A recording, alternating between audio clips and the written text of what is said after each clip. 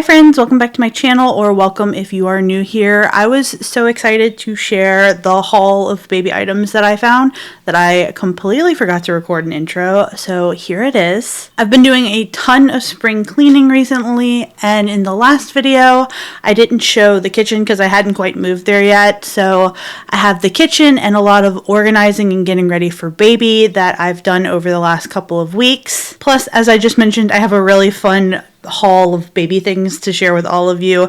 I was very excited about everything that I found, and I cannot wait to share it today. But before we get into it, if you are new here, I'd love to have you hit the subscribe button and turn on the notification so that way you don't miss any new videos from me. I primarily share home renovation and DIY projects, so if that interests you at all, I would love to have you subscribe.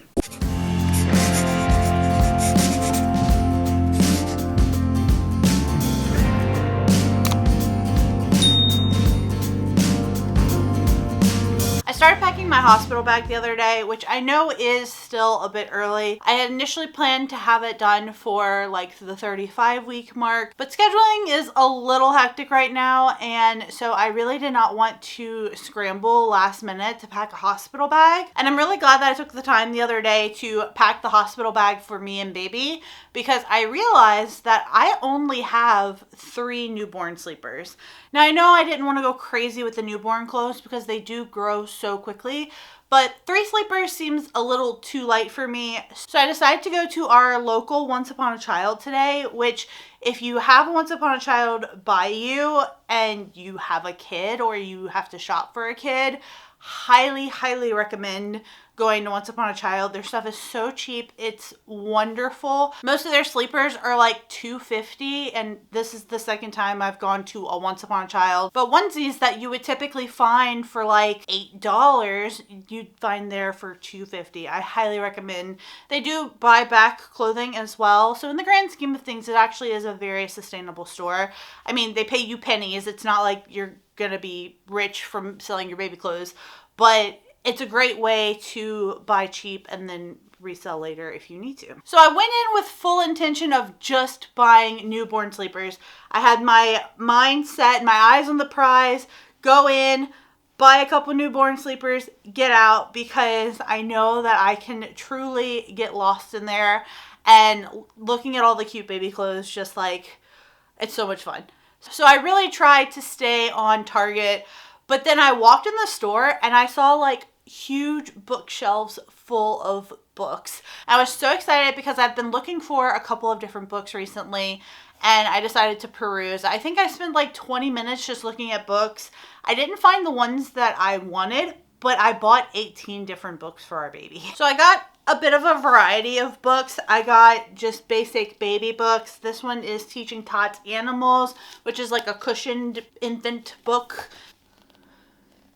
So yeah, just a little basic book. It's a card book, so it's thick. It's definitely made for littles. And then Baby's First Shapes. I just thought this one was really cute as well. Next, I got Time for Bed, a Lift a Flap book. This one is definitely a little advanced, but still, like, you can read your baby's like full books for bedtime. But I love The Wizard of Oz, so I decided to pick this one up. And then I found Go Dog Go, which was fun. This next one just made me chuckle, and I think the animations and the numbers were really cute. It's called Pete the Cat and His 4 Groovy Buttons, and I love the animation in this book. I think it's just absolutely precious. Look how grumpy he kind of looks. He ends up losing his buttons. I don't know if he ever finds his buttons again. I kind of just quickly went through this one. I don't think he finds his buttons. I think he just lets go of his buttons. I think that's the moral of the story. I'm gonna have to read this one. And then the book that caught my attention the most was this one right here. It's called Fix That Clock. Just as like a woodworker and a maker and somebody who loves old things and trying to bring things back to life, I thought that this was just really cute. And obviously, like, our kid can have whatever hobbies he wants. I'm never gonna push him into the world that I am in, but I just thought that this was a really cool book. You have like the broken clock at first, and then they go through the different stages of fixing the clock. You have the builders here as well, And then at the very end of the book, the clock is just renewed, and I think it's just so beautiful. And I think the animation in this book is also just stunning. So I was immediately drawn to this book, and this is the last one that I picked up from the first shelf. So then I moved on to the second bookshelf, and the second bookshelf is where I actually stopped because I found this. Oh my god, I was so excited. So this is a collection of Curious George books, and they are in such good condition. Each book, with the exception of one, was $2.50 each. One of them was $1.50. And so all of the Curious George books were $2.50 each. And there are 11 of them, and I was just so excited. I immediately grabbed these and put them in the basket. And then I was like, okay, I've got to stop looking for books because that is not what I came here for. But I'm so excited with what I found today. If you are curious about which Curious George books we have here, it's Curious George Makes Pancakes, and the Hot Air Balloon, Feeds the Animals, Goes to a Movie, Curious George's Dream, Curious George in the Snow, and the Puppies, which I'm very excited about, At the Parade, and the Dump Truck, Goes Camping, and Goes to the Beach. So those are all the Curious George books that we have. I initially left the store with all of the yellow books and just one of the blue books because Curious George at the Parade is actually one of my favorite Curious George books. And at the time, my shopping cart was $50 worth of books. And I was like, I literally just came here for sleepers. I can't do $50 worth of books. Like, I just can't do it. And so I put some back, and I put 3 of the 4 blue books back. So I get out of the store, and I call my dad, and I was really excited about all of my books that I found, and I was telling him about it, and I told him that I left 3 of the blue books behind, and he's like, go get those books because I could Venmo you and just go buy the books. Don't break up the set. So I was like, okay. So I basically just turned around and went go get the last 3 books. And I'm glad I did. I mean, somebody would have enjoyed those 3 books. I don't think this is like the complete Curious George everything, but to have such a big collection is really nice. As far as sleepers go, I did actually buy some. I went there specifically for them. I did just stick to one aisle because I didn't want to move around the store too much. So I ended up with all blue clothes, which isn't the worst thing in the world, but you know, it's kind of generic. So I have this little cute striped sleeper. I wanted to make sure all of the sleepers had zippers and they had these little mittens that can like fold over. So all of them do have that. I got, I think, 5 of them to have 8 total. Of course, with the theme of his room, I couldn't pass this one up. It's got a little rocket on the bottom there. And then this next one, it's got a cute little dog on the front. This one I just thought was cute. It's ombre. This is the most expensive thing that I purchased today. It was $3.50. And I don't know why it was the most expensive. It just was. Everything else was $2.50 or $1.50. And the last one that I got is this one right here. It's just a basic green ribbed sleeper. I think I'm going to take his newborn photos in this one, or at least this will be one of his outfits for newborn photos. So I'm really happy to have gotten all of these things today. Eventually, I would like to build some bookshelves for his room. I just haven't really been feeling like messing around with my table so much while pregnant. So that will be a post-pregnancy thing. But I'm really happy to have books that we can read to him that are available. And I'm happy to have more than just 3 newborn sleepers. That way, at least we'll have a few to cycle through for a little while. I decided to make this little section of the kitchen the bottle station. I figured this would probably be the easiest place to have our bottles because we use all of the other cabinets. And the only thing that's in here are my coffee mugs, which I can move over to the butler's pantry. Eventually, I would love to redo the butler's pantry anyway and make like a little coffee station here, include an outlet, move some things around. So ideally, this would be where the coffee mugs end anyway. But for now, if I need a coffee mug, I can just walk into the butler's pantry. It's just a few steps away from the kitchen, so it's truly not like it's a huge inconvenience to try to access these coffee mugs if I need them.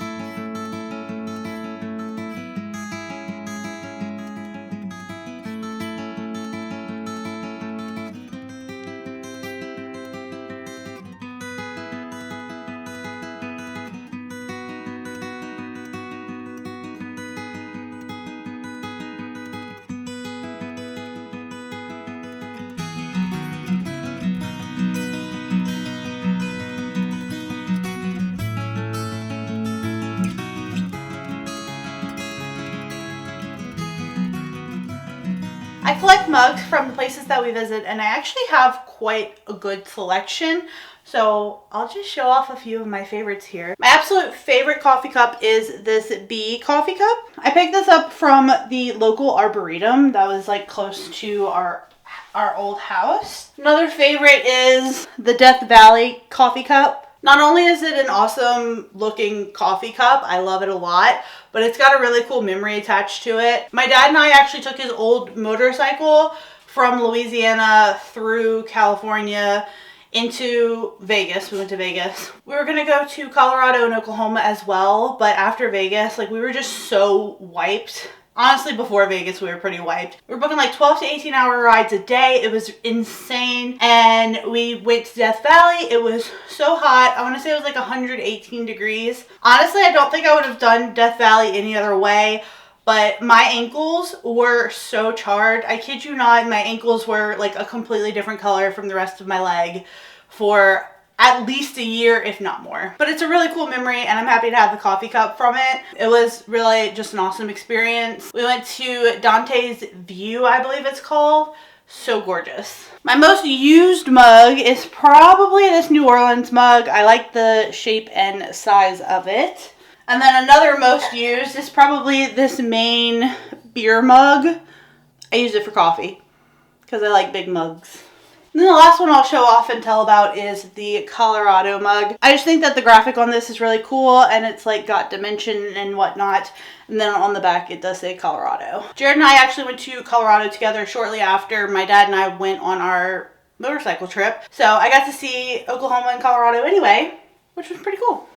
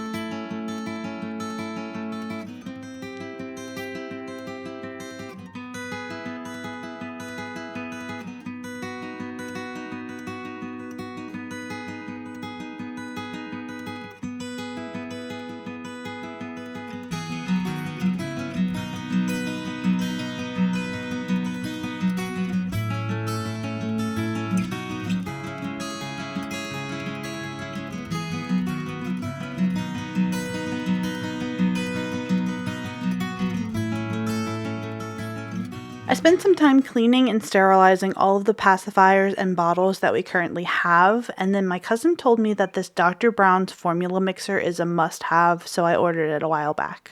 And we got a couple of boxes of formula sent to us, so I figured they could live here on this middle shelf. I don't recall where, when, or why I bought this drying rack. I think whenever we moved in, our dishwasher didn't work, and maybe that was why. But I'm glad I had it because I used it for drying bottles today. I may eventually get a bottle drying rack because I'm sure they work pretty well, but this worked fine for the time being. A few weeks ago, I did one final Costco haul to get us through May and at least part of June. This included all of the paper products that we would need, a bunch of cleaning products, and some snacks that we really like from Costco. As long as the baby stays put and doesn't come early, I'm having him at the beginning/middle-ish of May. So I wanted to make sure that we had enough to cover us from April until part of June. So that way I don't have to do any Costco runs with a brand new baby, except for maybe like to get diapers or something like that.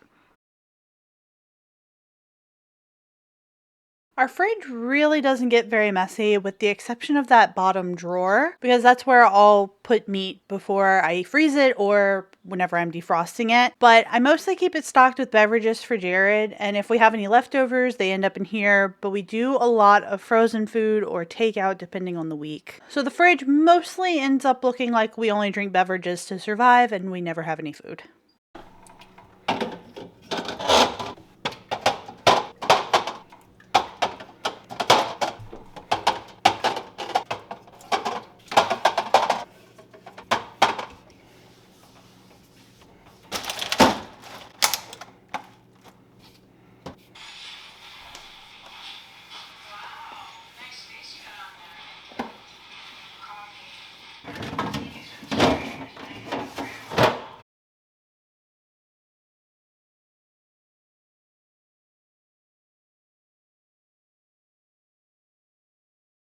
For several months now, we have not had a clean water filter in our fridge, which means that our freezer ice is super gross. Basically, the filter is stuck in the fridge and we cannot get it out no matter how hard we try. Not to be dramatic, but this small ice has absolutely been getting me through the last few weeks of pregnancy, and I wish I had purchased these sooner. It isn't quite the same as like the good ice that you would get from one of those fancy ice makers, but for $15 compared to the price of a fancy ice maker, so worth every single penny. I'll have these trays linked down below. They do create a little bit of a mess whenever you snap the lid in place, but I love the little ice.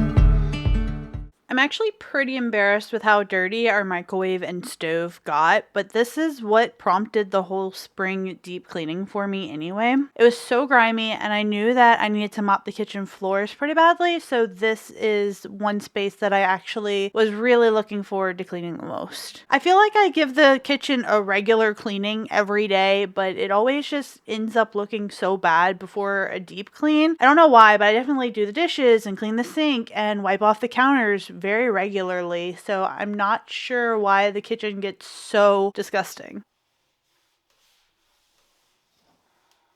Hello, buddy. How you doing? You need your bed moved? Had to move his bed back into the sun. The sun has moved. Our dog is very spoiled, but that's okay.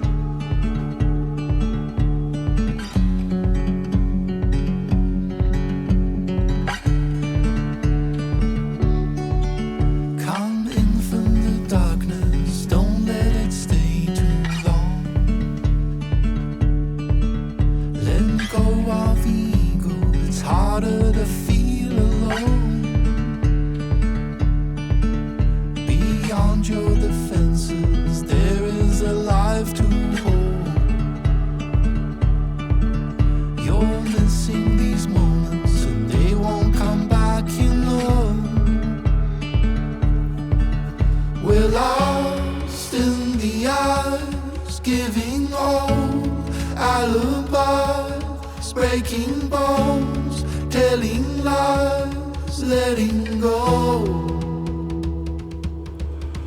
We're lost in the eyes, giving old alibis, breaking bones, telling lies, letting go. Letting go.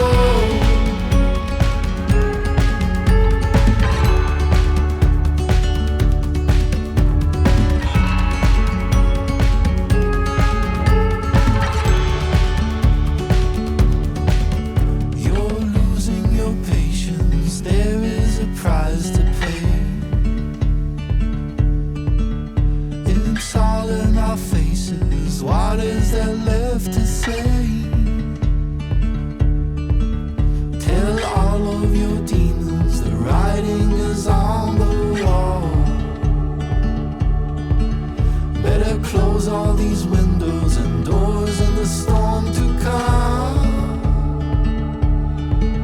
We're lost in the eyes, giving old alibis, breaking bones, telling lies, letting go. We're lost in the eyes, giving old alibis, breaking bones, telling lies, letting go. Letting go.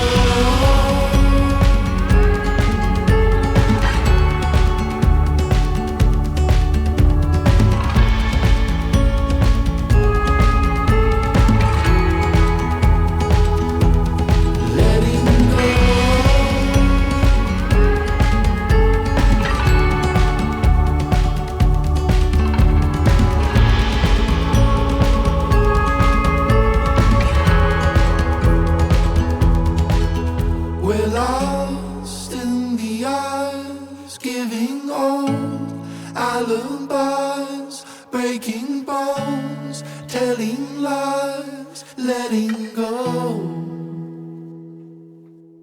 There are a lot of things that inspire this deep clean. However, seeing how disgusting the front of this oven is, it's so bad. So this was definitely a big factor.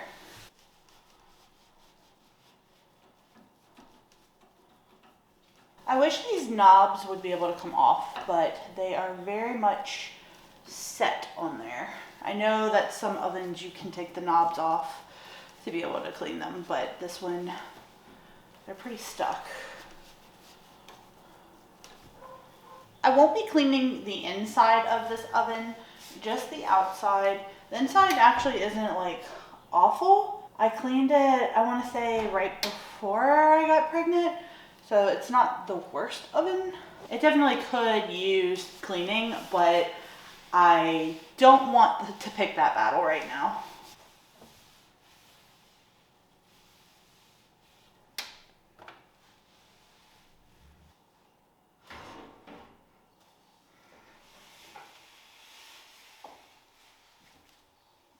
Ew. I don't know if it'll show. That's gross.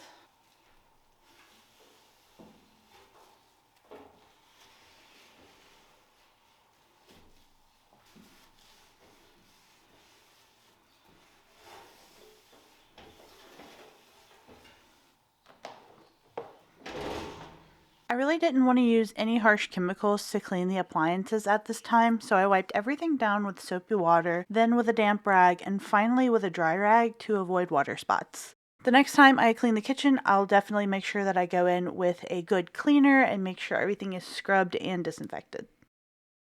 Chairs were left by the previous owners, and the seats definitely need some fixing. I think this is going to be one of my lighter projects that I have planned for the remainder of the year. I've never reupholstered anything before, so I think this is a good place to start.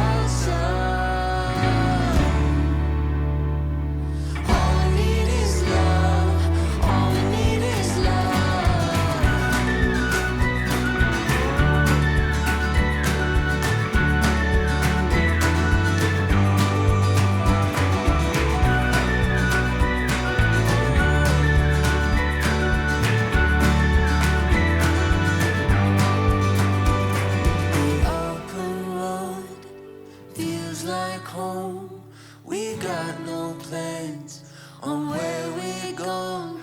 The open road